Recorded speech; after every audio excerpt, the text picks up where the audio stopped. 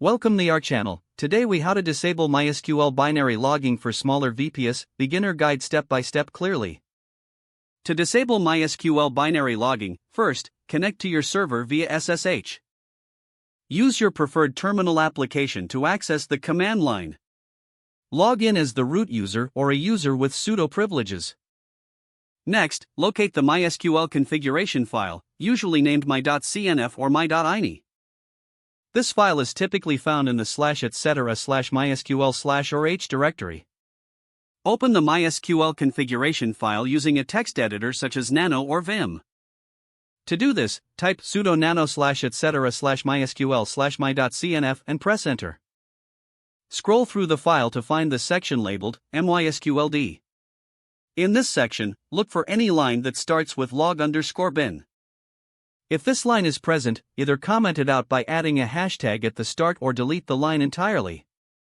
If you do not find it, you can simply add log_bin equals 0 to disable binary logging. After making changes, save the file by pressing Ctrl+X, then Y, and enter in Nano. Next, restart the MySQL service for the changes to take effect. You can do this by typing sudo systemcll restart MySQL or sudo service MySQL restart. Wait a few moments for the service to restart completely. To verify that binary logging is disabled, log into MySQL by typing MySQL root p. Enter your MySQL root password when prompted.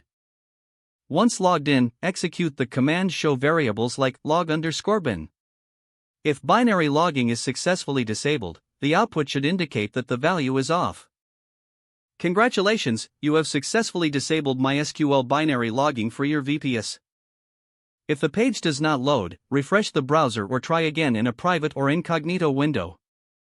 Make sure you are using the correct email address, then retype it carefully to avoid small typos. If your password is not accepted, use the reset option and create a new strong password you can remember. Check your spam folder for verification or security emails, then complete any requested confirmation steps. Enable two-factor authentication if available to improve account security and reduce unauthorized access risk. After signing in, review your profile details so your contact information and settings are accurate and current. If you see an error message, note it down and try again after restarting your device and internet connection.